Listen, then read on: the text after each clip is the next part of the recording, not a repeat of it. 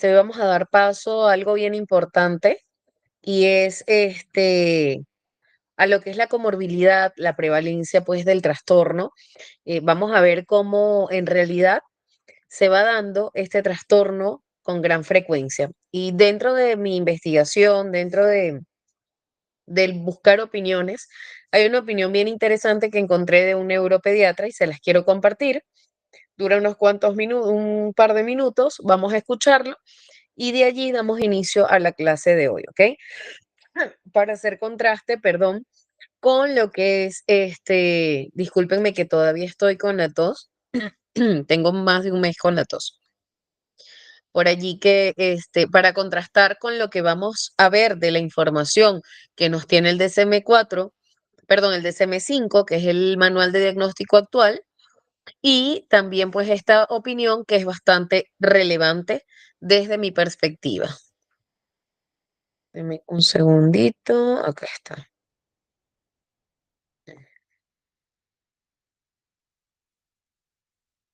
Perfecto. El TDAH y la transición a la vida adulta. Conozcamos la frecuencia según el doctor Alberto Fernández ¿Me co- Jaén. ¿Se escucha bien, por favor? Hola amigos, decía un escritor americano que el ser adulto es la habilidad de controlar tus emociones y comportamientos, reconocer tus errores y aprender de ellos. El trastorno por déficit de atención, hiperactividad o TDAH es uno de los trastornos del neurodesarrollo más estudiado e investigado. Su clasificación e inclusión dentro de este grupo se basa en su origen neurobiológico, su carácter evolutivo o madurativo, como dicen algunos, y cambiante con la edad, aunque no siempre normalizado en el adulto. La presencia de claras manifestaciones clínicas ya en la infancia que se mantienen con relativa frecuencia en la adolescencia y pueden persistir posteriormente. Manuzza y Klein ya en el año 2000 nos mostraba en su revisión sobre el pronóstico del TDAH a largo plazo como entre el 3 y el 10% de pacientes adultos con TDAH en la infancia mantenía criterios diagnósticos a la edad de 20 o 25 años, lo que supondría una prevalencia del TDAH en la edad adulta del 0,5% aproximadamente. El estudio metaanalítico de Faraón y colaboradores, publicado en el año 2006, mostraba cómo la persistencia del TDAH en adultos era baja a la edad de 25 años, en torno al 15%, con una normalización en el otro 85%. Esto arrojaría una prevalencia en la edad adulta del 1% aproximadamente, con los criterios del DSM-4 empleados en aquella década. Pero ya este grupo señalaba la persistencia de síntomas más elevados en un grupo de pacientes que definían TDAH en remisión parcial, y esto agrupaba al 65% de casos. Argumentaban que los niños con TDAH, al llegar a la edad adulta, 3 de cada 4 presentaban al menos el 30% de los síntomas necesarios para el diagnóstico. Un estudio similar de Victoria Simon y colaboradores, publicado 3 años después, establece la prevalencia del TDAH en adultos en el 2,5%, pero demuestra cómo esta prevalencia inquietantemente se multiplica por 3 o por 4 o incluso más en un fenotipo ampliado de TDAH. Un estudio metaanalítico reciente, en 2023, de Ayano y colaboradores de la Universidad de Curtin en Australia, muestra ya una prevalencia del 3,1%. Como podemos ver, la prevalencia del TDAH en adultos, en base a estos estudios, ha aumentado del 0,5 al 3%. Uno de los factores que ha podido contribuir a este incremento son los cambios en los criterios diagnósticos de la clasificación DSM-5 del 2013. El estudio metaanalítico del grupo de Mohammadi, publicado en el año 2023, ya destaca que el DSM-5 es más permisivo en la infancia a la hora de diagnosticar este trastorno frente a la versión anterior, el DSM-4. Es decir, un paciente que no cumplía criterios diagnósticos de TDAH en el 2012, sí los cumple en el 2013. Esto condiciona igualmente la prevalencia media dependiendo de los criterios empleados. Este estudio demuestra cómo la prevalencia del TDAH, según el DSM-4, es del 4% frente a la desproporcionada cifra del 11% cuando se emplean los criterios del DSM-5, algo que a algunos profesionales nos tiene realmente preocupados. Como sabemos, en el DSM-5, para el diagnóstico del TDAH en niños, desde el punto de vista clínico, se exige la existencia de al menos 6 síntomas de los 9 para el dominio en atención y 6 síntomas de los 9 para el dominio hiperactividad e impulsividad. En cambio, para el diagnóstico del TDAH en adultos se reduce la exigencia numérica de síntomas de 6 a 5. Fuera de la utilidad que puede tener este cambio a la hora de identificar un grupo de remisión parcial, ¿tiene alguna utilidad o impacto sobre la disfunción? Nuestro grupo ya estudió esta relación, objetivando una relación realmente modesta. ¿Pero hay diferencia funcional o pronóstica en relación a este mínimo cambio? El grupo de trabajo americano para la transición del TDAH en la vida adulta lo ha justificado en sus trabajos, entre otros aspectos, por la atenuación sintomática del TDAH con la edad, la persistencia subclínica de algún criterio sintomático más, o la mayor demanda funcional en adultos sumado a la disminución de los recursos o apoyos. Sin embargo, la atenuación sintomática también la vemos en adolescentes y la persistencia subclínica de algunos síntomas es una constante en nuestras consultas. Respecto a la demanda funcional, la evidencia científica al respecto es pobre, de hecho. No tengo claro, de hecho, si un niño o adolescente con 5 síntomas en los dominios previamente descritos, con la demanda ambiental a esas edades, los pobres recursos o estrategias compensadoras, tendrá menos impacto funcional que un adulto. De verdad que no lo tengo tan claro. Por otra parte, atendiendo al estudio de Roy y colaboradores del grupo cooperativo MTA, Grupo para el Tratamiento Multidisciplinar para el TDAH, publicado en el año 2017, entre los predictores más importantes para la persistencia del TDAH en el adulto se sitúan la severidad de los síntomas iniciales, como era de esperar, y la comorbilidad. Trabajos como el de Glenn y colaboradores, publicado en el año 2023, o como el de la doctora Rocío Navarro, demuestran cómo el CEI y ciertas habilidades intelectuales o algunas comorbilidades son variables añadidas a la persistencia disfuncional de este trastorno en la edad adulta. Es la persistencia o aparición de estas comorbilidades la que debe realmente preocuparnos, la que va a generar claramente una disfunción. ¿Y cuál es mi opinión?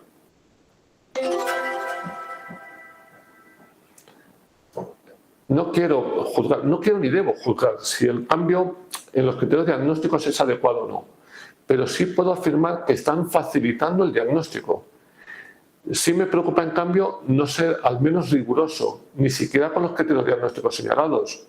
Diagnosticar a niños o adultos con menos criterios sintomáticos, incluso de los recomendados, puede llegar a facilitar el diagnóstico al 15-20% de niños o de adultos, cifras que son ilógicas para un trastorno del neurodesarrollo.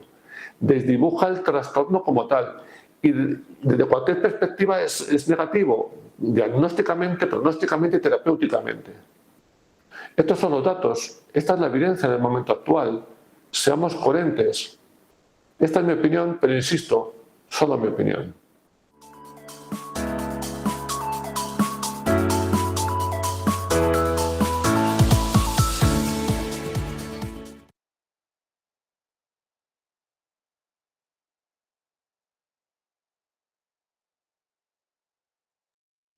Ok, muy bien, perfecto. Vamos a mantener esa idea, que es básicamente de lo que es la prevalencia. Entonces, ahora vamos a ver qué es lo que nos presenta en su mayoría el DSM-5 para que podamos entender. Anteriormente, habían algunos ítems más que hacía un poco, digamos que no tan frecuente el diagnóstico. Sin embargo, creo que actualmente en el DSM-5 se logra pues detectar aún más rápido y se puede abordar, bien sea desde los síntomas o desde el propio diagnóstico en general, ¿ok? Entonces por acá tenemos, vamos a dar inicio por acá, lo que ya hemos conversado anteriormente, ¿no? Y es que el TDAH suele ser mucho más común en los hombres que en las mujeres, ¿no? Entonces, perdón. Tenemos también que las mujeres con TDAH tienen tasas más altas de una serie de trastornos que son comórbidos, como por ejemplo la ansiedad, la depresión, puede ser también de repente una conducta oposicionista que tampoco es tan frecuente en las mujeres, no es tan común, es más frecuente en los hombres. Y también tenemos el TDA, pues, ¿no? El trastorno de oposición desafiante suele ocurrir en realidad con lo que es en conjunto al TDAH, en aproximadamente la mitad de los niños, es decir, de, de dos niños que tienen TDAH, dos niños con TDAH, por lo menos uno de estos dos niños tiene el TDAH y también cohabita con el trastorno negativista desafiante, ¿ok? O oposicionista, que actualmente se conoce así. La mitad de los niños con la presentación combinada y alrededor de una cuarta parte con la presentación predominante innata, ¿ok? Puede haber, o sea, la predominancia del TDAH o de la oposicionista combinado con el otro, ¿ok? El trastorno de conducta ocurre en aproximadamente una cuarta parte de los niños o adolescentes con la presencia combinada según la edad y el entorno. ¿Se acuerdan que yo les decía de que dependiendo del ambiente, los síntomas podían desarrollarse? Claro, tiene que haber ya una predisposición neurológica o biológica, genética, para que esto se detone. Sin embargo, las características sociales o ambientales pueden impactar y desarrollar conductas de un TDAH, ¿ok? Entonces, eso es bien, bien importante que lo tengan allí en consideración. En este caso, también tenemos que un porcentaje menor de niños con TDAH tienen síntomas que cumplen con los criterios del trastorno de regulación disruptiva del estado de ánimo. Los trastornos de ansiedad, el trastorno depresivo mayor, el obsesivo compulsivo, o sea, el TOC, y el trastorno explosivo intermitente ocurren en una minoría de personas con TDAH. O sea, no suelen estar combinados en el caso de lo que son los niños y los adolescentes, pero con mayor frecuencia sí se pueden encontrar que en la población general, ¿ok? Eso es importante que lo tengan en cuenta.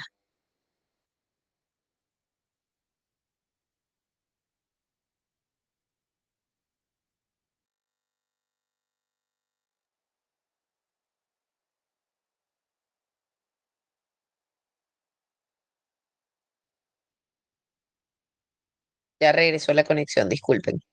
Ok, los trastornos están presentes solo en una minoría de adultos con TDAH, ¿verdad? Que esto esté combinado de inicio, el TDAH, no es que el TDAH pueda llevar necesariamente a este uso de sustancias.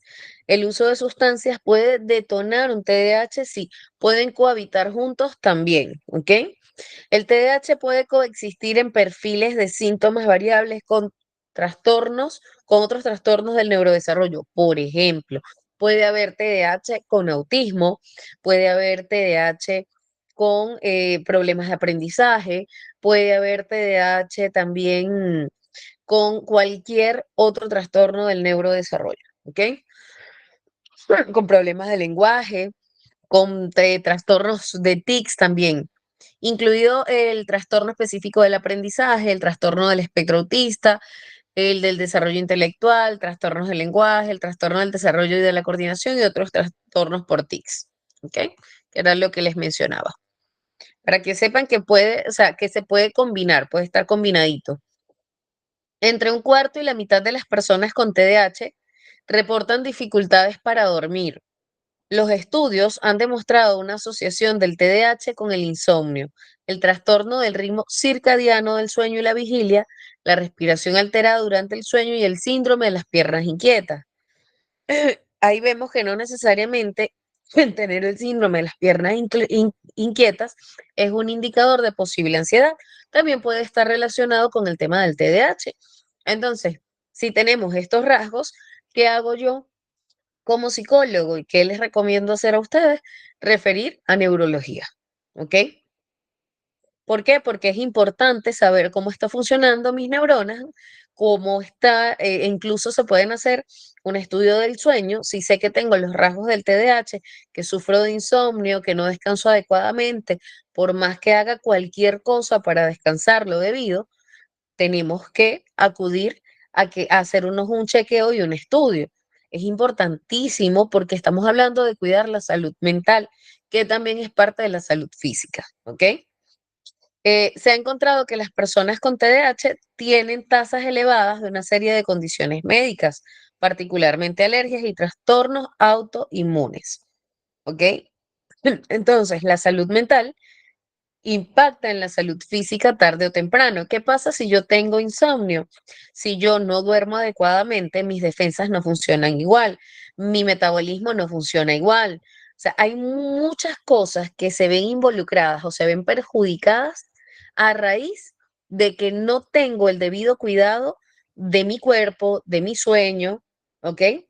Y eso va a ir afectando tarde o temprano. Aparte de eso, a nivel de lo que es las condiciones, aparte, o sea, de las interacciones, relaciones interpersonales, capacidad de paciencia y todo esto se ve alterado completamente. De por sí por el TDAH. Y sumémosle que eso nos genera insomnio, el insomnio trae sus propias consecuencias negativas también para el cuerpo, ¿ok? Tenemos por acá lo que es la asociación con pensamientos o comportamientos suicidas. El TDAH es un factor de riesgo para la ideación y el comportamiento suicida en los niños. De esta manera también es similar en la edad adulta. Muchas veces no se suele, puede ser por la idea suicida o porque no se mide los peligros, ¿ok? El TDAH se asocia con un mayor riesgo de intento de suicidio cuando tiene comorbilidad con trastornos de estado de ánimo, con depresión, trastornos de conducta o por abuso de sustancias, sobre todo puede pasar cuando hay abuso de sustancias, incluso después de controlar la comorbilidad. Algunas consecuencias funcionales del trastorno por déficit de atención y hiperactividad nos indica de que el TDAH se asocia con un rendimiento escolar y un rendimiento académico reducido, ¿ya? No siempre, como les decía anteriormente, o sea, el hecho de que alguien tenga TDAH no necesariamente significa de que tenga un déficit académico o escolar, ¿ya? Si esto no es controlado, lo va a generar y se va a hacer evidente, pero hay casos y casos, hay casos distintos, hay que conocer al chico, hay que saber, entonces necesariamente, por eso es que dentro de los ítems, de los signos y síntomas, no está bajo rendimiento escolar, eso no aparece. Hay un déficit de atención, no bajo rendimiento escolar, pero ese déficit de atención puede generar un rendimiento escolar escaso, un rendimiento académico, pues no tan óptimo. Los déficits académicos, los problemas relacionados con la escuela, el abandono de los compañeros, tiende a estar más asociado con niveles elevados de síntomas de la falta de atención, mientras que el rechazo de los compañeros y en menor medida las lesiones accidentales son más destacados con síntomas marcados de la hiperactividad o la impulsividad. Esos problemas, esas situaciones en las que se ven aquellos chicos, incluso los adultos involucrados en discusiones, perdón, en situaciones en las que no coinciden, en las situaciones en las que toman decisiones de forma impulsiva o que de repente se saltan algunas normas o que les cuesta escuchar y hacen las cosas anticipadamente o la falta de cuidado por la misma desatención e impulsividad e hiperactividad. Entonces, eso genera el rechazo de algunos compañeros, ¿ok?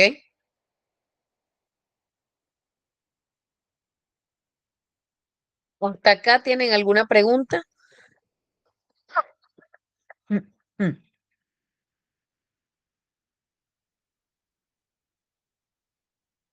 Habrán conocido personas que tienen un montón de ideas, pero que igual les cuesta permanecer en un lugar de trabajo.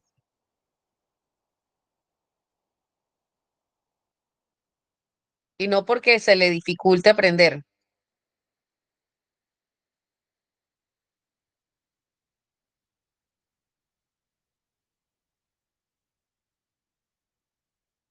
Ujú, sí, pasa. Fíjense, acá tenemos de que, pues sí, los adultos jóvenes con TDAH, Liz me dice, no puede con él. Mira, Liz, lo primero, bueno, es hacer lo que estás haciendo ahorita, buscar información. Dependiendo de la edad, tienes que ser tú también bastante creativa. Tienes que primero conocer al chico, ¿ya? O sea, ¿qué edad tiene? ¿Cuánto tiempo debería permanecer una persona en un puesto de trabajo? Bueno, Jani, depende, o sea, depende de las condiciones de trabajo. Depende de muchas cosas en realidad, ¿no? Pero hablo de personas que no pueden durar ni siquiera 2 meses en un puesto de trabajo y constantemente cambian, ¿ok? Doctora, ¿cómo está? Buenas tardes. Hola, Cristian. Mira, yo tenía que trabajar en el área comercial o en el área de ejecutivos de ventas porque yo no podía estar trabajando en una oficina porque me aburría, me dormía, me paraba, me sentaba, no rendía verdaderamente, no porque no sabía el trabajo, sino porque simplemente no rendía, no rendía. Entonces, para mí lo mejor era salir. Me mandaban, por ejemplo, me daban una ruta y yo todo el día me la pasaba caminando y no me cansaba y conversaba con uno, conversaba con otro. Y era la mejor parte para mí, el poder, para mí, ¿no? En el sentido era, el trabajo para mí era el mejor, ser ejecutivo. Yo un escritorio me aburre, o sea, verdaderamente. Y esos trabajos no he durado más que un mes, 2 meses, porque me salía, no soportaba, sentía que todo el mundo me odiaba, que se iban, que tenían algo conmigo, o sea, sentía que no era yo el problema, sino que las personas tenían el problema conmigo. Y decía, no, mejor me voy y renunciaba, ¿no? Hasta que encontré lo que es ser el área comercial y ahí he durado en empresas 3 años, 5 años, porque me mantenía. Es más, cuando he conducido el carro, prefiero los carros mecánicos que los automáticos, porque el mecánico estoy constantemente con los cambios. El automático me duermo, el automático, o sea, siempre ando ansioso. Peligroso. Sí, Imagínate. por ejemplo, me cuesta mucho estar aquí sentado porque estoy escuchando, pero estoy con el Ujú. celular y estoy escribiendo y con otra mano, pues, y estoy Está así, ¿no? bien. Es parte de. Sí, sí. Fíjate, acá nos dice una compañera, bueno, ya ahí tienen la respuesta que más o menos yo les mencionaba, ¿no? O sea, es un mes, 2 meses, o tienen que estar en puestos en los que realmente haya movimientos y cambios, ¿ok? Karen dice que ella es otra, sí, por ahí nos estaba compartiendo Karen. Yo en parte soy así, me obligo a no distraerme con algo. Pero en lugar de obligarse a no distraerse con algo, yo les diría que ubiquen un recurso con el que distraer alguna parte del cuerpo, bien sea la mano, y poder establecer fijar más la atención. O sea, podrían probar con eso, ¿ok? Hay cositas como estas bolitas antiestrés, squishy se llaman. Los chicos, los niños los usan mucho. De repente pueden hacer la prueba con eso o pueden tener un cuadernito al lado y van rayando mientras están, o sea, como que hay cuestiones de tipo mandala, van pintando mientras van tomando atención y eso puede servir. Hay personas que lo ven como una falta de respeto, al contrario, es un método para canalizar la falta de atención. Puede funcionar. Hay otros métodos también, ¿no? Que se van trabajando y se van manejando. A ver, por acá no entiendo qué dice Marisela. Hay clases hoy. No, no entiendo el comentario. Este, Ya, Marisela, quizás tengas que, a ver, me ayudan escribiéndole, porfa, de que salga y se vuelva a conectar porque de repente es su conexión. Quería ver que alguien nos decía de que hay un niño de 8 años a que Liz no podía con él. Ya, Liz, ahí vamos a ir, adquiriendo algunas herramientas. Lo primero es que lo conozcas al chico realmente. Ay, creo que Liz no habías estado en las clases anteriores, que conozcas al chico. Ay, gracias, José, gracias, Karen. ¿Se puede confundir con el autismo? Sí. No debería, pero sí. Sí se puede confundir con autismo muy leve. Ujú. ¿Por qué no? Este, sí, sí, totalmente. El autismo es un poco más complicado. Dependiendo de ciertas situaciones, puede ser más complicado como puede que no. No sé, como les digo, o sea, cada caso es particular, ¿no? Eh, Mira, el autismo puede tener sus complicaciones. Lo más complicado del autismo es el tema de la conexión social. Una persona con déficit de atención no necesariamente tiene problemas para comunicarse o para establecer relaciones sociales, mientras que en el autismo sí. ¿Me explico? Uy, el no verbal ya eso es otro caso, ¿no? Ya eso es un poco más, ya ahí sí es un poco más complicado. Este, no diría difícil, pero sí es un poco complicado, ¿ok? Pero chicos, no se limiten, no se no se coloquen sesgos. eh, Acá el tema es conocer a cada persona, aun cuando tenga un déficit, aun cuando tenga un trastorno, ¿ok? En ese caso, mira, el autismo no verbal, como se trabajan otros autismos a través de pictogramas, entonces a través de la escritura, porque el hecho de que el autismo no verbal sea de ese tipo no significa que hay un compromiso cognitivo. Hay que evaluar. Si no hay un compromiso cognitivo es mucho más fácil, porque puede ser a través de la escritura, de gestos, de pictograma, pero si hay un compromiso cognitivo, ya ahí sí se complica un poquito más la cosa, pues, ¿no? Y cuando es un compromiso cognitivo, autismo grado 2, grado 3, no verbal, combinado con TDAH, los hay. Así que, pero eso no significa que cada uno no tenga pues su parte humana maravillosa. No se pongan sesgos, por favor, de verdad. Sobre todo quienes son maestras, recuerden que ustedes lo que dan lo transmiten desde lo que piensan y sienten, aunque no lo digan. Buenas tardes, mi hijo es muy hiperactivo, mientras estudia, se pone a brincar y corre y así estudia y se aprende las cosas súper rápido. Bueno, es que el TDAH no tiene nada que ver con, o sea, con un compromiso cognitivo. O sea, puede afectar sí, si es que no tiene un adecuado seguimiento, ¿me entiendes? Chévere, continuemos. Entonces tenemos que los adultos con TDAH, a mí me encanta porque cuando les pregunto todo, o bueno, la mayoría interviene. A ver, la verdad, mi estudiante a veces le alzo la voz porque ya en serio no puedo con él. Ok, pero tienes que evaluar qué métodos estás utilizando, dónde se sienta el chico, cómo lo recibes, qué vínculos has establecido con él, qué acuerdos haces con él dentro de la clase, antes de la clase, cómo le haces seguimiento a las indicaciones. Entonces, todo suma. ¿Cuántos otros chicos más hay dentro de la clase? ¿Ok? Uy, no, fatal. Estás haciendo un refuerzo negativo porque le estás dando el cel. No le deben dar los celulares a los chicos en clase. Les generan un retroceso, al contrario. A ver, a menos que ustedes tengan establecido eso como parte de su clase, pero del resto no deberían. Acá, los adultos con TDAH muestran un peor desempeño ocupacional, o así por lo menos pareciera.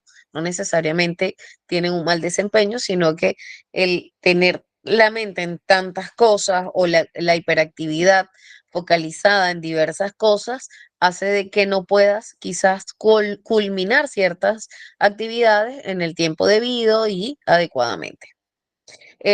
Logros, asistencia, uy, con la asistencia, o sea, se demoran un montón, súper tardones, pueden ser desorganizados, o sea, hay un sinfín de cosas que pueden jugar en contra. ¿Se acuerdan el video que vimos, em, em, no me preguntes, eso no se pregunta, del TDAH? Bueno, y ahí vimos un sinfín de casos y situaciones. Ok, y una mayor probabilidad de desempleo, así como un elevado conflicto interpersonal, como nos contaba Cristian, ¿no? Entonces creía que todo el mundo me odiaba y hay esas ideas. ¿Por qué? Porque a veces suele haber rechazo, pero es por los mismos rasgos de hiperactividad, ¿ok?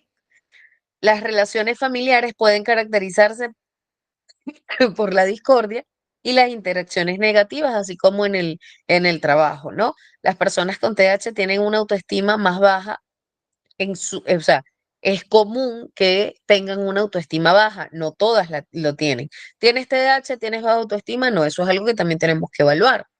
Este, en relación con los compañeros que no tienen TDAH. ¿Por qué? Porque se exponen a rechazo, porque se les olvidan las cosas, porque suelen cometer acciones que parecen torpes, entre comillas, ¿no? Como por ejemplo, les daba la idea de dejarlos la llave del carro siempre dentro y cerrar con seguro, cerrar la puerta de la casa y dejar todas las llaves que tienes de la casa dentro de la casa, o sea, dejar un grifo abierto y cuando llegas todo está inundado, o sea, esas cosas les pasan a las personas con TDAH, ¿ok? Sí, es cierto, sí nos chocamos, tropezamos las cosas, es una cosa impresionante.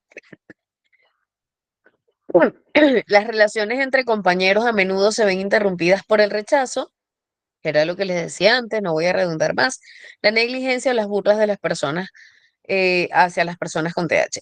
Los niños con TDAH son significativamente más propensos a que sus pares sin TDAH,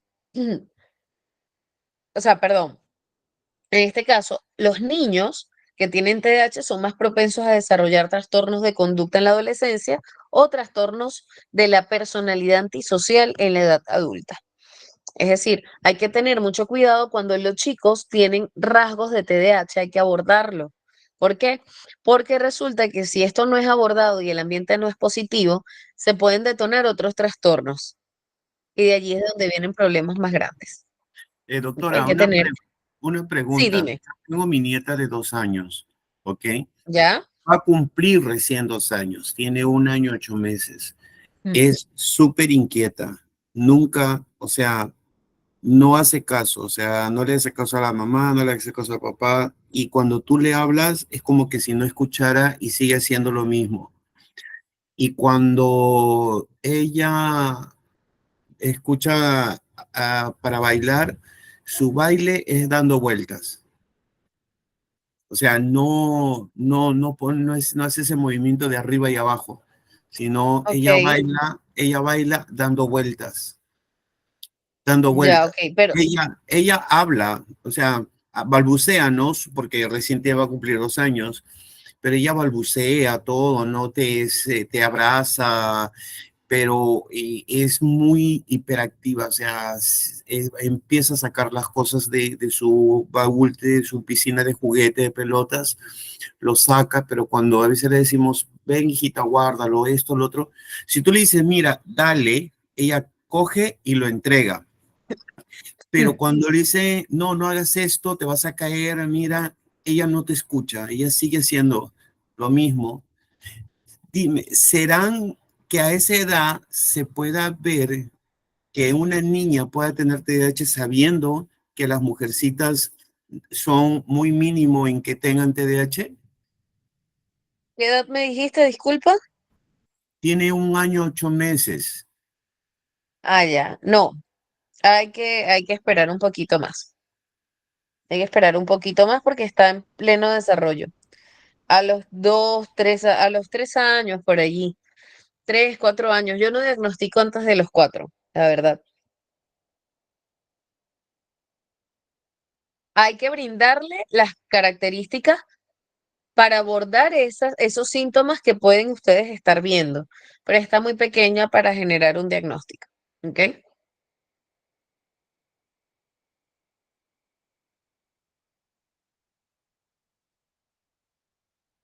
Perfecto. Continuamos por acá. Tenemos que uno de los diagnósticos diferenciales es el negativista desafiante, ¿verdad? O el oposicionista. Su comportamiento se caracteriza, a diferencia del TDAH, que es más impulsivo. Hani, levantaste la mano, adelante. Doctora, ¿cómo está? Buenas tardes. Quería hacer una consulta Buenas tardes. con Dime. respecto a lo que dijo lo último acerca de los rasgos. Si a mi hijito le han diagnosticado rasgos iniciales de TDAH. Lo hemos abordado, ¿no? El año pasado, lo diagnosticaron. Pero usted dijo que se puede detonar otros trastornos. ¿A qué se refiere con esto? Ujú. ¿O lo está explicando justo ahora? Ya, sí, Eso esta es era una mi de las duda. partes. Ya, mi corazón, lo que he ido comentando de que puede coexistir y que puede detonar otros trastornos, sí, acá te muestro un poquito, ¿ves? Hablaba de que puede, acá, por acá, ¿dónde está? ¿Dónde está? ¿Dónde está? Turutututum. Por ejemplo, acá tenemos de que puede coexistir con el trastorno negativista desafiante, puede coexistir con trastornos del aprendizaje, con trastornos por tics. Bueno, por acá está, ya lo habíamos mencionado un poquito, pero te comento yo directamente. Trastorno negativista desafiante, que es el que se opone. Entonces, ¿qué pasa? Que si nosotros no atendemos adecuadamente el TDAH y no hay el ambiente adecuado, también se pueden desarrollar trastornos en la adolescencia o en la adultez, como el trastorno antisocial, ¿ok? Donde bueno, se emplea lo que es la manipulación, se puede también agregar el trastorno por uso y consumo de sustancias, ¿me explico? Entonces es lo que hay que cuidar. Son muy propensos las personas con TDAH al consumo. Más que todo esa era mi pregunta. Gracias. Tranquila. En realidad no es tarde, Karen. Este, en realidad no es tarde. No, no sale, o sea, el diagnóstico va a estar siempre y cuando se dé antes de los 12 años, ¿ok? En la infancia, para que pueda ser TDAH. Pero a los 2 años no puedes, o antes de los 2 años ya no puedes diagnosticar TDAH, a menos que lo haga un neurólogo, y tampoco lo hacen a esa edad. Así es. Es correcto, Marcia. Antes de los 3 años no se diagnostica. Y a los 3 años quien diagnostica es el neurólogo. Ujú. Sí, sí. A los 4 años, yo como psicóloga, no diagnostico, de verdad. E incluso aunque lo dijera el DSM-5, no lo hago. Hay cosas que, por mucho o sea, está el manual diagnóstico y todo. Ahorita, por ejemplo, en el manual diagnóstico desapareció, en el DSM-5 desapareció el trastorno de Asperger, ¿ya? Yo para emitir un informe no puedo, ajá, no, el Asperger es distinto.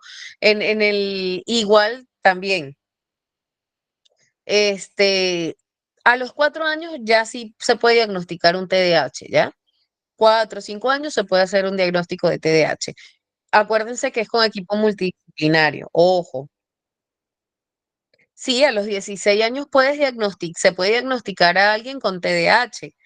¿Qué pasa? Que los síntomas son los que tienen que haber aparecido antes de los 12 años.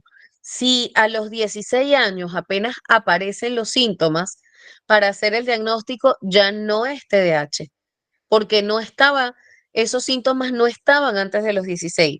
Pero si a los 16 recién vas a una atención médica o a una atención psicológica y los síntomas estaban en la infancia, aparecieron antes de los 12 años, sí se puede diagnosticar TDAH. Hani, vi que levantaste la mano.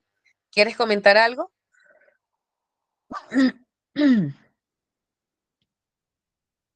El caso de mi Lo que me... hijito, el año Sí, pasado, dime. sí, la doctora solo fue neuropediatra, ¿no? Pero este año ya con las clases que estoy recibiendo, ¿no? Del curso, voy a hacer ese examen psicológico, ¿no? Sí, sí, sí. Un ¿Qué edad tiene tu hijo? ¿no? Es lo que- 5 años, pero le Sí, diagnosticaron ya cuando puede tenía pasar por 3. psicología, de hecho. Se le puede hacer una prueba neuropsicológica incluso. Sí, eso es lo que estoy Así. haciendo, ya va a empezar esta semana para complementar, ¿no? En todo caso, porque ha mejorado bastante en cuanto a los síntomas. Buenísimo, buenísimo, qué bien. Katherine, a ver, déjame Gracias, doctora. responderle acá a Karen. Karen dice que a los que detectaron, ya, el Asperger entra dentro del autismo ahora, ¿ya? En realidad sí tiene relación.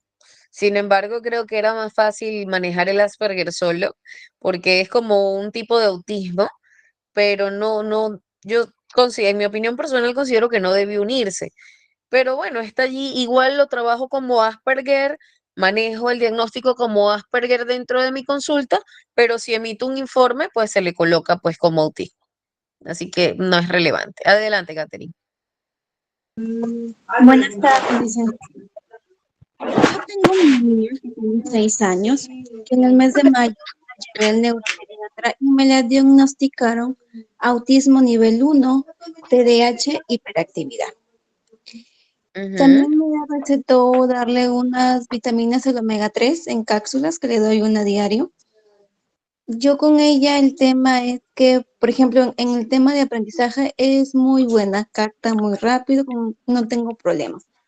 El problema es en el colegio, que a veces no quiere escribir o está caminando de un lado a otro, no hace caso. Yo he ujú. optado por llevarla a clases San Juan de Dios, que dan terapia, ¿no? La tengo en terapia de lenguaje y terapia de psicología.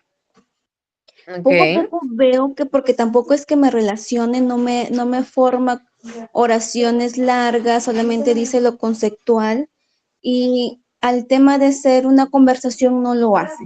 Tiene 6 años, ya el otro año cumple 7. Claro que a veces yo, porque tengo 26 años y es todo un tema, digamos, para mí, por eso también me metí a este curso para entenderla un poco más. Por ejemplo, le hemos quitado el celular, el televisor. La mantenemos con los juguetes, que ahorita ya interactúo con sus juguetes, ya no ponen una sola línea porque lo hacía antes de los 5 años. Ahorita ya dejó, ahora ya interactúa. En la forma que ella habla, no habla muy bien, pero más ya le entiendo que pues está interactuando con sus juguetes. Y las clases que le está tomando, sí veo, digamos, poco a poco progreso en ella. ¿Usted Mm, cree que yo debería, por ejemplo, he visto varias, así, información que también le ayuda el omega 3 pero en líquido, porque yo le estoy dando en cápsulas? Yo no sé si yo pueda comprarle y administrarle a ella, o en todo caso tendría que pasar de aquí a 6 meses con la neuropediatra para que de nuevo me la vea. así es.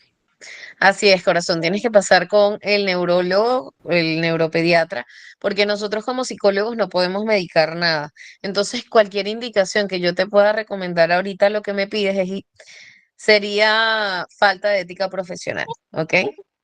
Doctora, una pregunta. Dime. Doctora, una pregunta. ¿Cómo podría trabajar con, por ejemplo, como las niñas mayormente no sufren el tema este del TDAH, eh, mayormente para las personas que en este tiempo están que tienen hijos varones? Mi hijo Ok, mayormente, mi hijo en el colegio, por ejemplo, a veces no quiere ir al colegio, dormir, pero el colegio tiene muchos problemas con las niñas, no porque él les falte el respeto, sino que las niñas están, ya ahorita tienen 11 años, pues no, y están con esto de que, ay, eres muy malcriado, ay, él es que no hace caso, ay, que no se calla, y mayormente son las mujercitas, entonces lo tachan. No, entonces lo tachan, pero él se lleva mejor con los hombrecitos que también son traviesos, que no son TDAH, pero son traviesos con el fútbol, pero con las niñas es que a veces tiene ese problema, ¿no? Porque a veces él juega, corre y se choca o sea, no lo hace por ser agresivo, sino que él corre, se choca o a veces no mide su fuerza porque es más grande, porque es bien alto y más grande que todos. Entonces a veces se choca. Entonces, ¿cómo yo podría hablarle o cómo podría tratar ese tema, ¿no? Porque él me dice, no, no me llevo bien con ninguna de las niñas, ¿no? Porque, y cuando yo he estado ahí en el colegio por una actividad que ha pasado, yo observo y me he percatado de ese tema, ¿no? Que mayormente los varoncitos tienen mucho problema con las niñas. ok. Bueno, sí suele darse de que los chicos pueden ser un poco más toscos en los juegos. En ese caso sería tratar de generar una autorregulación, pues, ¿no? Por acá nos preguntaba Cristian, Cristian, tú nos preguntabas que por qué neurodivergente. Mira, a nivel cognitivo se funciona distinto, a nivel sensorial también se percibe distinto, entonces por allí, por eso es que dentro de funciona diferente a lo neurotípico, ¿ya? Cómo sería una persona en promedio, ¿no? Sin déficit de atención y todo esto, lo cual no significa de que, uy, qué problemón, porque yo soy neurodivergente, no. Tengo un estilo de aprendizaje diferente, tengo de repente un estilo de comunicación distinto, tengo un estilo de sensibilidad distinto, hay una hipersensibilidad o puede haber incluso una hiposensibilidad también por allí, pues, ¿no? Que resalta. Y es por eso que se clasifica entre neurotípico y neurodivergente. Había quedado de una clase anterior pendiente explicarles esto, y es que las funciones se dan de distintas maneras dentro de los patrones esperados, eh, hablando a nivel del funcionamiento. ¿Recuerdan lo de las funciones ejecutivas también? Bueno, tiene que ver también pues con ese tipo de funcionalidades por las que se clasifican las personas con TDAH, autismo, y algunos otros espectros como personas neurodivergentes, ¿ok? Les digo que hay una película en Netflix que tiene que ver con con lo neurodivergente, es buena, así que búsquenla. ¿Cómo se llama? Ahorita no recuerdo. Por acá también quería mencionarles algo, Catherine, ya te doy la palabra. Liz, cariño, nos comentas acá porque las niñas son más delicadas, eso está súper chévere. Me agrada que puedas compartir e interactuar, pero chicos, sí les voy a pedir a todos que seamos cuidadosos con las palabras que utilizamos. Estamos en un espacio libre de comunicarnos desde el respeto. O sea, ¿y por qué te digo desde el respeto? Porque, o sea, leer esto de que, bueno, porque las niñas son más delicadas, ajá, obvio, o sea, no para todos es obvio. Estamos justamente en una clase de TDAH donde hay personas aprendiendo porque tienen alumnos como tú, a quienes le dan clases y tienen que aprender a lidiar con estos chicos, tienen que aprender a conocerlos, son chicos neurodivergentes y tenemos acá personas que también son neurodivergentes, que también tienen TDAH, que también se pueden dispersar o no comprender algo que quizás para una persona neurotípica puede ser común. Se fijan en esta dinámica, lo que está pasando ahorita, eso nos pasa en la vida cotidiana, chicos. Espero que lo puedan percibir y querida Liz, no lo tomes a mal, más bien agradezco que hayas hecho ese comentario porque nos sirve de ejemplo, ¿ok? Kenny nos dice, primero, en lo que es choque o tropiezo sería bueno un examen. Sí, de todas maneras, ahí es bueno hacer con el oftalmólogo. No leía bien porque está aquí, se te fue la palabra. Ajá. Ok, sí, se puede hacer un examen de la vista. De hecho, lo que tú dices, Kenny, es muy valioso. Sin embargo, también por allí que es común, pues la torpeza motora. Pero siempre antes de decir, ay, no, es torpeza motora, hay que tener primero el examen biológico. ¿Sí o no, Kenny? Y ahí se me activó Kenny. Kenny también interviene bastante. Tenemos un grupo maravilloso. En los colegios hay niñas muy agresivas con los compañeros varones. Tienen la idea que porque es varón no le va a doler. Ya, bueno, esas son ideas erradas. Esas son ideas erradas que tenemos que trabajar con los chicos. Y lo de las niñas creo que deberías hacer un examen psicológico porque puede que exista algo para el comportamiento.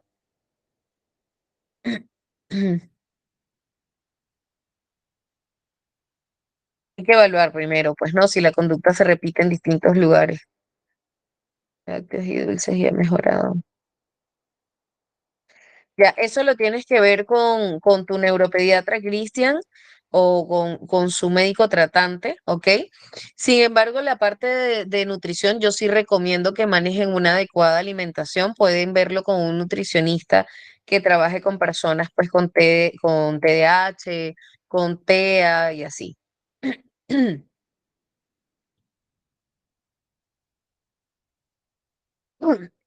Lo que comentas, Kenny, de que no determinan con exactitud que está bien o mal, es lo del comentario que te hablaba de la torpeza motora y el examen biológico. O sea, de todas maneras, sí, o sea, siempre hay que descartar. Eso es como cuando a mí me llega un paciente con depresión. Yo lo primero que hago es saber cuándo fue la última vez que se hizo estudios médicos, exámenes de laboratorio. ¿Por qué? Porque si usted tiene una hemoglobina baja, si usted tiene un problema de tiroides, yo no puedo diagnosticar depresión.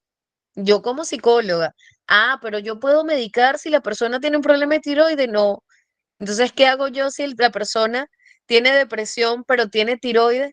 Vamos con el médico, programamos las consultas psicológicas, vemos cómo va evolucionando con su endocrinólogo y si es necesario con el psiquiatra y conmigo y vemos, chévere, trabajamos. Y los resultados se ven. ¿Te explico?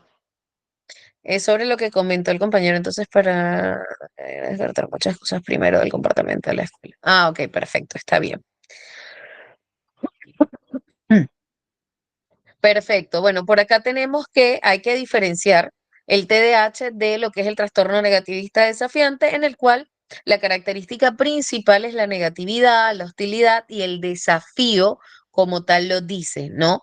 Es el constante desafío de estos chicos. Lo que complica el diagnóstico diferencial es el hecho de que algunos individuos con TDAH pueden desarrollar actitudes secundarias de oposición hacia las tareas, ¿ok?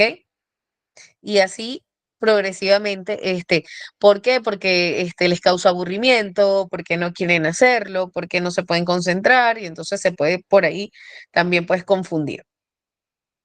Perdón. El trastorno explosivo intermitente, lo que es el TDAH y el trastorno explosivo intermitente, comparten algunos niveles de comportamiento impulsivo, por lo que también tienden a confundirse. Sin embargo, podemos ver de que las personas con trastorno explosivo intermitente muestran una agresión grave hacia los demás. Es mucho más intensa, ¿no?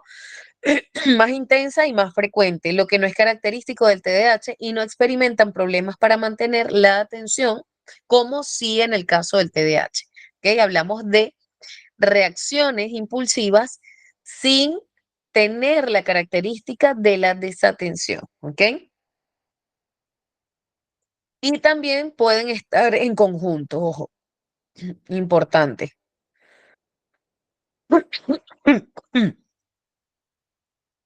Ok, como les mencionaba, hay otros trastornos del neurodesarrollo, ¿verdad? Que el aumento, por acá tenemos de que el aumento de la actividad motora puede ocurrir en el TDAH, debe distinguirse del comportamiento motor repetitivo que se caracteriza el trastorno de movimientos estereotipados o algunos trastornos del espectro autista, ¿ok? En el trastorno de movimientos estereotípicos, el comportamiento motor suele ser fijo y repetitivo, mientras que la inquietud en el TDAH suele ser generalizada y no se caracteriza por movimientos estereotipados repetitivos. Es decir, los movimientos son variables, no son un solo movimiento, ¿ok? Trastornos específicos del aprendizaje. Los niños que solo tienen un trastorno específico pueden parecer distraídos debido a la frustración, la falta de interés o la capacidad limitada en las funciones neurocognitivas, incluida la memoria de trabajo, la velocidad de procesamiento, mientras que la falta de atención se reduce mucho cuando se realiza una habilidad que no requiere el deterioro del proceso cognitivo, ¿ok? Tenemos que un diagnóstico de TDAH en el trastorno del desarrollo intelectual requiere de que la falta de atención o la hiperactividad sean excesivas para la edad mental. O sea, ahí también tenemos que hacer otras evaluaciones.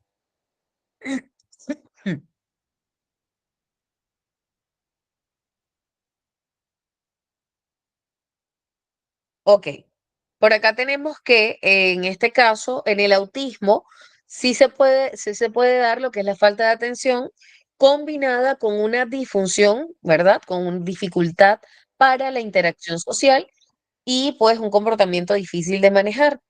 La disfunción social y el rechazo de los compañeros que se observan en las personas con TDAH deben distinguirse de la desconexión social, ¿ok?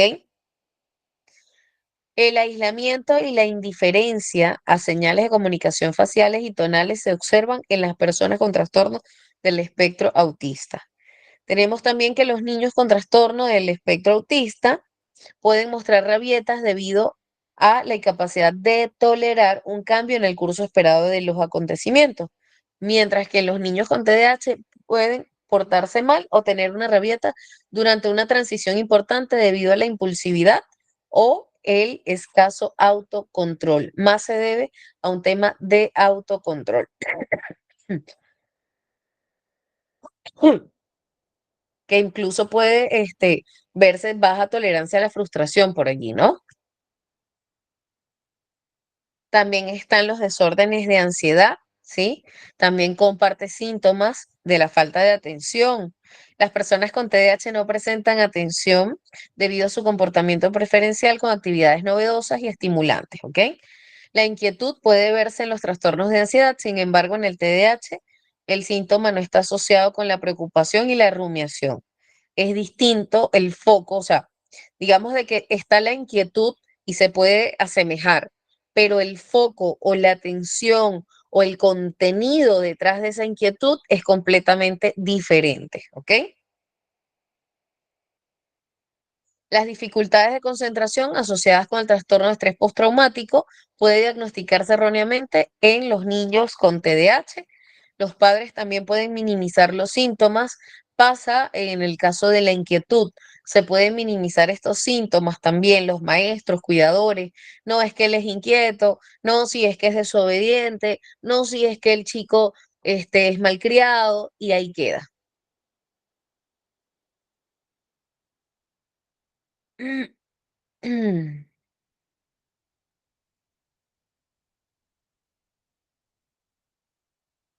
Ok.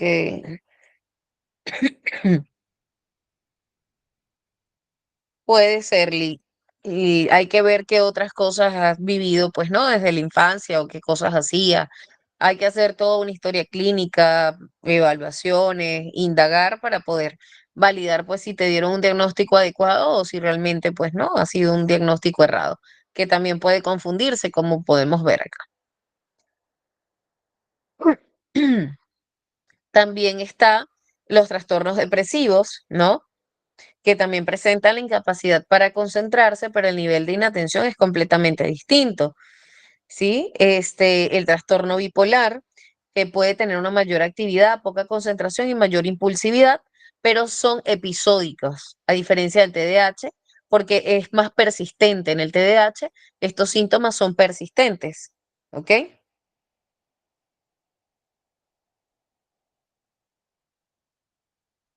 Tenemos que en los adolescentes y adultos puede ser difícil distinguir el TDAH del límite del narcisista y otros trastornos de la personalidad. Algunos, por eso se complica un poquito más en la adultez. Algunos trastornos de la personalidad tienden a compartir características de desorganización, intrusión social, desregulación emocional y también desregulación cognitiva. Sin embargo, el TDAH no se caracteriza por el miedo al abandono, las autolesiones, la ambivalencia extrema u otras características propias del trastorno de la personalidad, ¿ok? O sea, no hay autoflagelación por tener el TDAH, no tenemos ese estoy feliz, estoy triste, un periodo de tiempo, ¿ok? Como les decía, los pensamientos, o sea, la inquietud no está relacionada con pensamientos negativos. Al contrario, es una búsqueda constante de diversas cosas, ¿no? Que pueden haber pensamientos negativos, obviamente también, ¿no? Que puede estar cursando con un trastorno de ansiedad depresivo también, ¿ok? Pero no necesariamente. El TDAH no se diagnostica si los síntomas de falta de atención e hiperactividad ocurren exclusivamente durante el curso de un trastorno psicótico. Es decir, tengo delirios, tengo alucinaciones, este, me zafo un poco de la realidad. Resulta y acontece de que si en ese periodo ocurren los síntomas del TDAH, no podemos hacer un diagnóstico de TDAH, ¿ok? Porque eso es un episodio psicótico, totalmente. Eh, Síntomas de TDAH inducidos por medicamentos. Sí, hay medicamentos que pueden ocasionar falta de atención. Entonces hay que ver también eso, ¿no? Es por eso que se hace una historia clínica. E incluso, Kenny creo que es terapeuta ocupacional, e incluso el terapeuta ocupacional tiene que conocer la historia de esta persona. ¿Ok? Por eso es que es tan importante que cuando se trabaja con un equipo multidisciplinario, tenemos hasta reuniones, ¿ok? Hace unos días tuve el día viernes, exacto. ¿Y cómo vamos a actuar frente a eso que estamos teniendo? Pues no. O sea, ¿qué vamos a hacer? No es que nosotros, ya, este DH, listo, hay que hacer lo mismo con todo el mundo. No, no a todos les funciona lo mismo en lo absoluto. Tenemos que conocer la historia de esa persona. Y es lo que va a determinar cómo va a ser ese proceso. No todos somos iguales. Ya les comentaba, les doy un ejemplo. En estos días tenía a una persona con un episodio psicótico, me llegó a consulta con un episodio psicótico. Yo agarré mi celular, llamé a la psiquiatra con la que trabajo en conjunto. Felizmente que esta paciente se atiende con esa psiquiatra a quien yo le he referido y fue mucho más sencilla la atención.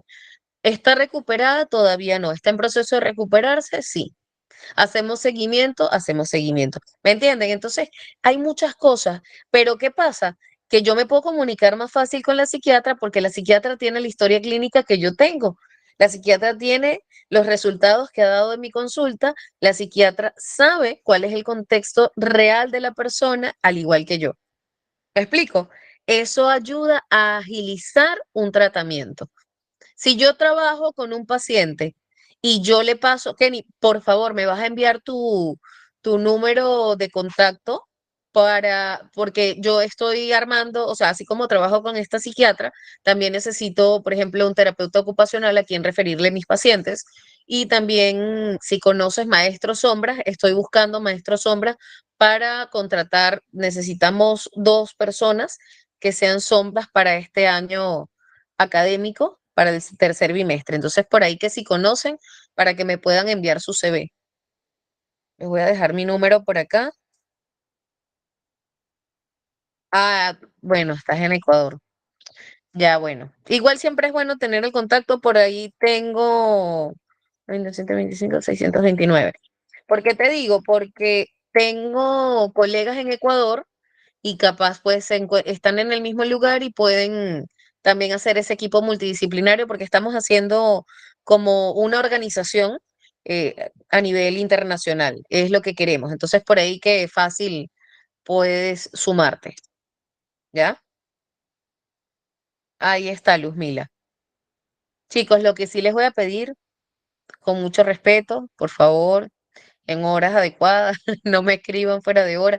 Si no respondo, yo mayormente respondo los WhatsApp en el momento que puedo. Como ahorita yo estoy con ustedes, no tengo el teléfono respondiendo los mensajes porque no puedo ahorita, ¿ok? ¿Estás en Perú? Necesito que el maestro Sombra esté aquí en Perú, en Lima.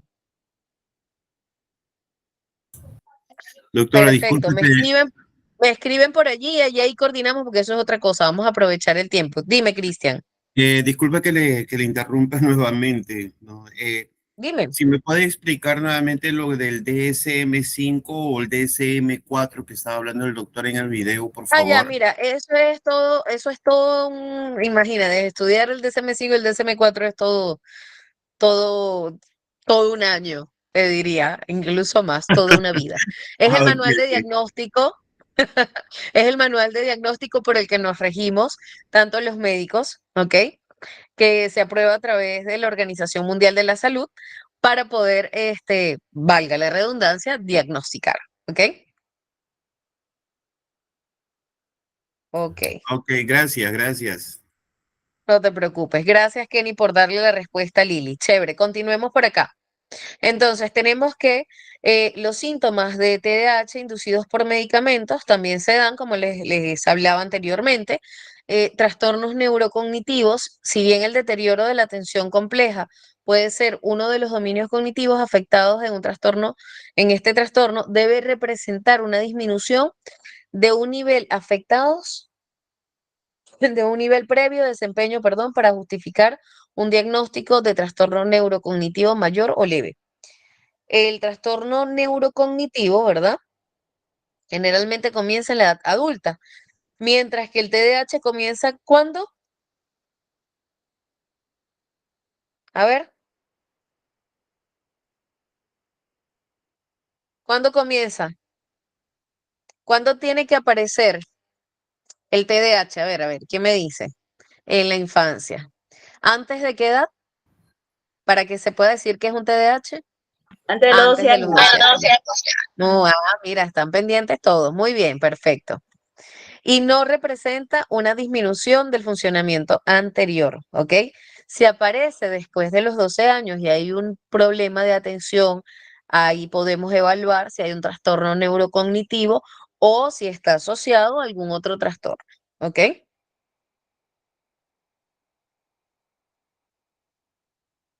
Ok, tenemos que las personas con TDAH tienen una tasa de mortalidad generalmente más altas.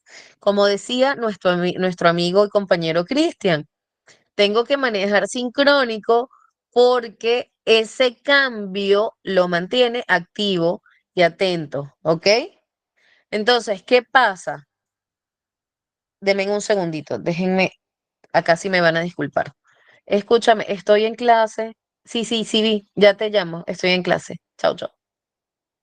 Ok, perfecto. Kenny, porfa, me envías un WhatsApp para guardar tu número porque de acá salgo, tengo paciente y es mentira, no lo voy a poder registrar desde ahorita. Ok, ya les decía de que tienen una tasa alta, les daba el ejemplo de Cristian. Así, acá lo envié. Acá están. A ver. Ok, les decía de que Cristian daba este ejemplo. Ah, es más 51, perdón, el código de Perú.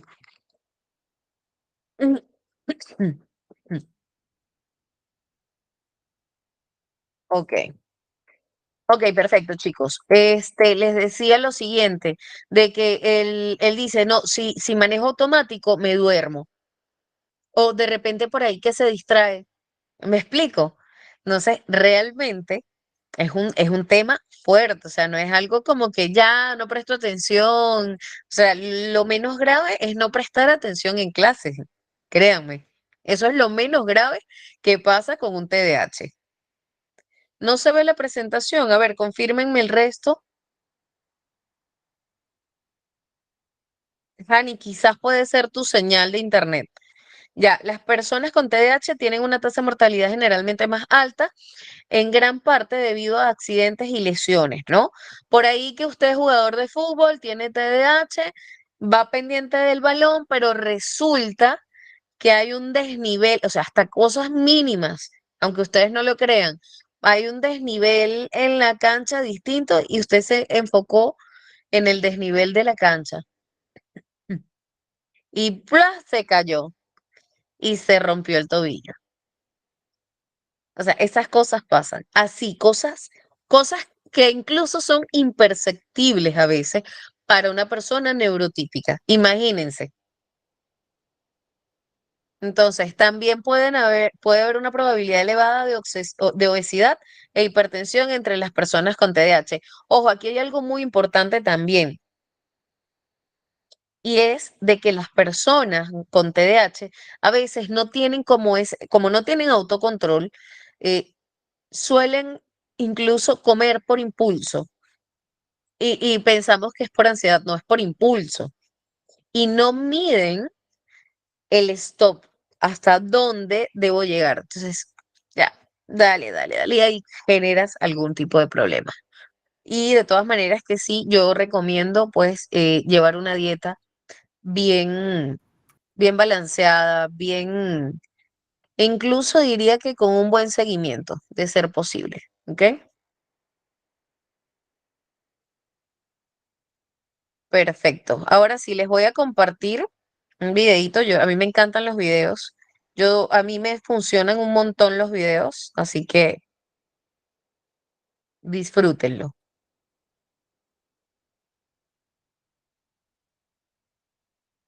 Bueno, cuando cargue la internet. Bones, soc en Xevi, el pare de l'Aniol Loguet, un nen detectat de TDA amb 6 anys. Jo també ho havia sigut des de ben petit, segurament soc de les primeres generacions de medicats de TDAH. El fet de començar a caminar prematurament, a córrer directament, per dir-ho ràpid, no tenir perills, no veure els perills. És a dir, si jugava a pilota al jardí de casa se li colava, se n'anava a la carretera a buscar, no mirava pas ni a la carretera ni tampoc reaccionava a perills, vull dir que us podria passar un cotxe i no reaccionaria. Vam anar amb un psicòleg que vam començar a investigar i la veritat és que ho quadrava tot. La manera de ser ell, la manera com reaccionava davant dels perills, la manera com gestionava el seu nervi, i em recordava molt a mi. En moments que necessites estar concentrat, que és difícil. És com que tens mal a les cames, no pots estar sentat. Jo crec que ara no és que em costi més. Una mica sí, però no és que em costi més. Li costen més uns altres nens que jo. Quan surto al pati m'agrada perquè és com que cremo una mica i és com que descanso d'estar tancat. Les coses que no es veuen són inexistents per la majoria, només el que ho pateix. I jo crec que falta molta pedagogia, molta gent a les escoles, inclús els companys, nens a les aules, a les escoles, acompanyaments, reforços, recursos per tenir tot això, perquè si no seran estigmatitzats sempre més.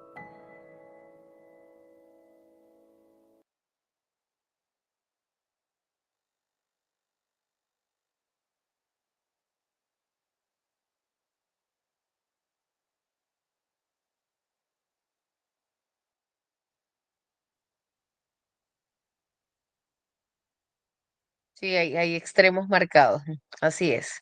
Espero que hayan logrado ver el video.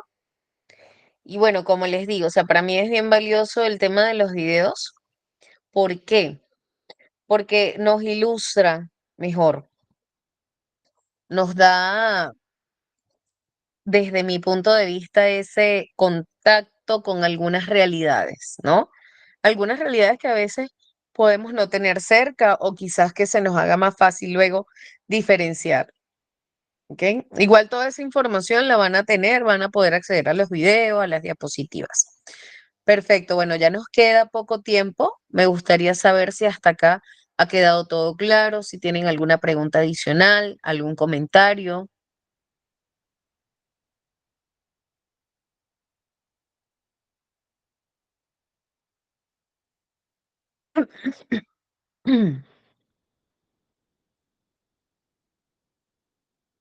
Jazmín, Licenciada, buenas noches, ¿me logra escuchar? sí, te escucho bien. Licenciada, discúlpame que le haga esta pregunta. No sé si usted me puede apoyar o dar una solución o qué podría hacer. Pasa que yo tengo un sobrino de 5 años y pues no sé cómo puedo diferenciar si él tiene TDAH o es que necesita de un especialista, en este caso que es un psicólogo, psicóloga que le pueda ayudar en lo que es la conducta, ¿no? ¿Por qué lo digo? Porque en este caso, si referimos al TDAH, él es muy impulsivo, grita, tiene algunos, ¿qué le digo? Algunos, algunas situaciones que se define al TDAH y otro también que pues es la parte conductual que puede ir personalmente al psicólogo y que le pueda decir, ¿no? De que cómo, de qué manera puede mejorar esa conducta. Entonces, ¿cómo podría resolver este conflicto para mí? Que para mí sí es conflicto porque a veces su mamá me pregunta como docente, primita, ¿qué puedo hacer? Y a veces como docente no sé si qué decirles, ¿no? Porque a veces me ponen en esta situación y no sé cómo podré resolver ante esta Ya él ha sido situación. diagnosticado, entiendo.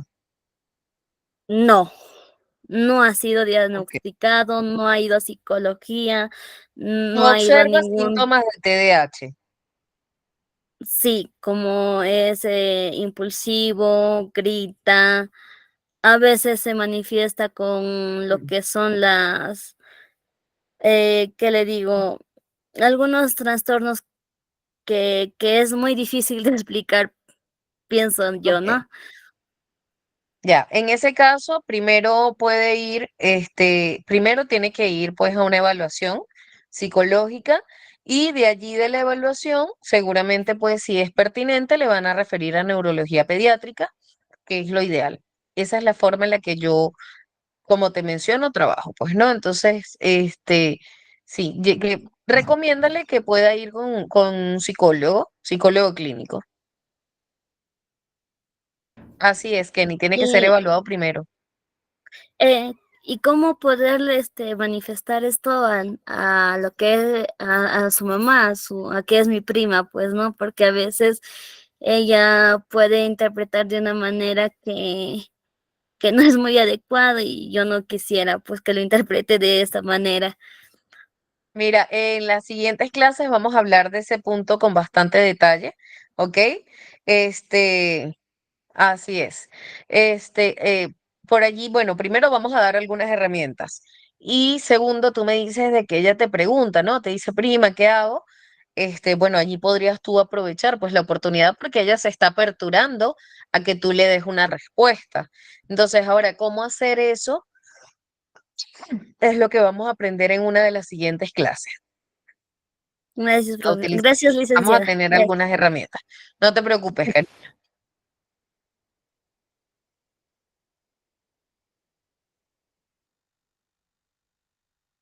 Los rasgos más comunes de una persona adulta, al igual que en los chicos, es el déficit de atención, ¿ok?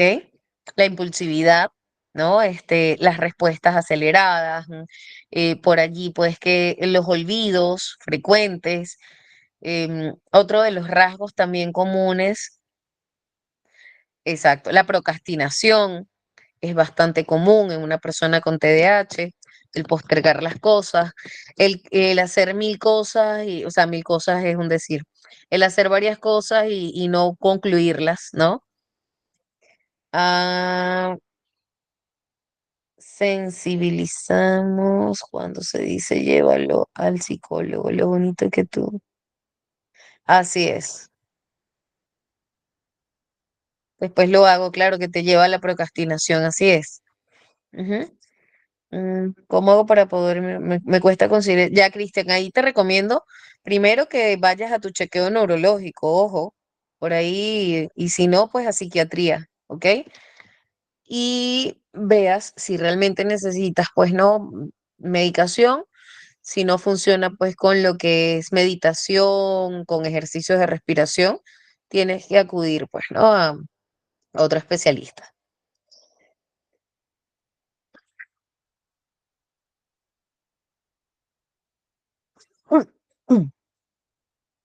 Maricela, eso es un trabajo bien complicado porque muchas veces ni los papás yendo a terapia llegan a la aceptación. No depende de ti, cariño. Sin embargo, bueno, lo puedes hablar, ¿no? Lo puedes hablar. Ahí vamos a dar algunas herramientas más adelante.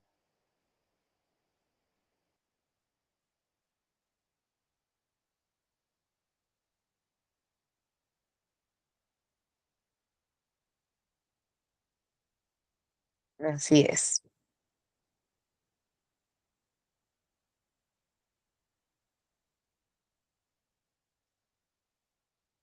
Tú eres docente, Maricela, entiendo, ¿no? Es difícil. Para el docente es difícil. Así es. Sin embargo, bueno, es parte de ese proceso.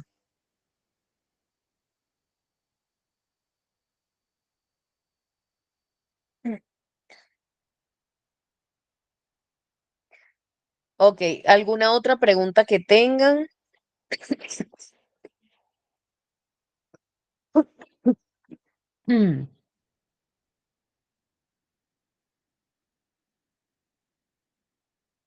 Kenny por acá nos comparte que él recomienda que vaya al río. A ver, Kenny, ¿cómo así? Los adultos con TDAH en algunos casos puede que tengan algún tipo de movimientos involuntarios. No, no necesariamente, no, no son movimientos involuntarios. Sí pueden tener, al tener la hiperactividad, movimientos constantes, les cuesta estar sentados, moverse, tienen que salir, tienen que agarrar las cosas, entonces, pero no son movimientos involuntarios y tampoco tienen que ser los mismos movimientos estereotipados. Jocelyn, adelante. Buenas noches, profesora. Disculpe Buenas noches. que interrumpa. Si bien entendí, primero, yo en mi caso tengo una niña va a cumplir 4 años en septiembre y bueno, yo le veo con rasgos, pero en realidad no sé. Y como usted dice, creo que comprendí. Primero tengo que llevarle al neurólogo o antes tengo que pasar pues una consulta pediátrica y luego el pediatra me deriva. Ya, en ese caso, ve con un neuropediatra de una vez. Neuropediatra. Exacto, para que ahorres tiempo.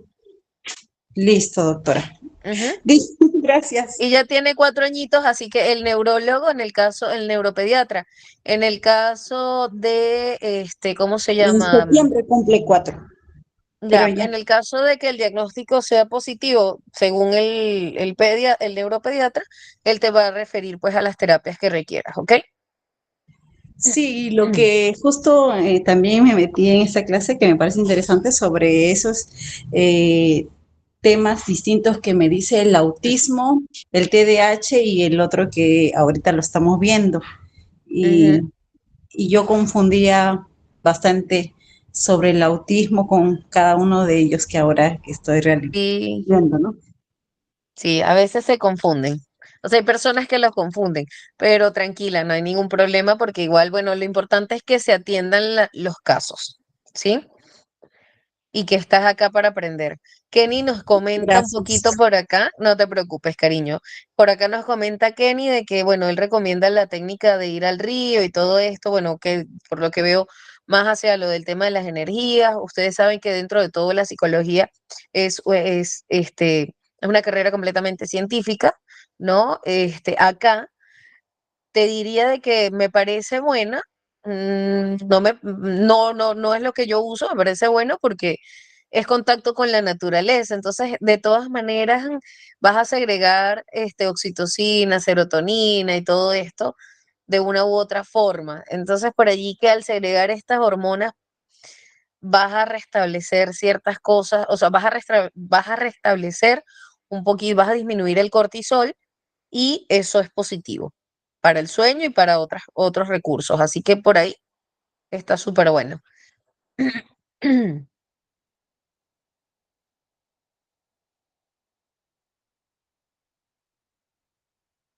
Mira, Marcia, en realidad no es que la sospecha. A ver, el psicólogo hace las evaluaciones, ¿ok? Y tienes un diagnóstico.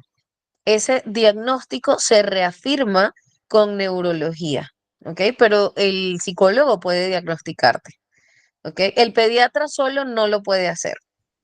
Por lo menos en lo que es salud mental, el pediatra solo no. El neuropediatra sí, ¿ok? Claro, totalmente. Cuando estos tipos de estímulos no regulan el sueño, es porque ya hay un problema mayor y sí tenemos que acudir pues allí a psiquiatría. Totalmente. El ejercicio regula el contacto con la naturaleza. Las listas, bueno, eso no es para el sueño, pero igual lo pueden hacer para que segreguen este, hormonas, hormonas que les ayudan a sentirse mejor. Hagan listas de gratitud, conecten con cosas que les gustan, tomen tiempo de descanso adecuado, ¿ok? El descanso no solamente es dormir, ¿ok? Eso es por ahí que hay que cuidarse, hay que cuidar el cuerpo, la salud mental, hay que hacer estas cosas. Acá, por ejemplo, la estamos pasando bien, pero si todos encienden sus cámaras ahorita, la vamos a pasar mejor porque nos vamos a conocer las caras. A mí me gusta ver la cara a la gente, porque aun cuando estemos de forma virtual, ustedes están llevándose una percepción de mí, pero yo no los estoy viendo a ustedes. La próxima clase, todos con la cámara encendida. A ver, ¿quiénes se atreven a prender la cámara ahorita? Ahí está Kenny. Ahí está nuestro... Kenny va a dar la otra clase conmigo. No, es súper, súper, tus aportes son súper, de verdad que me encanta cuando participan, cuando aportan, cuando preguntan, cuando me retan también.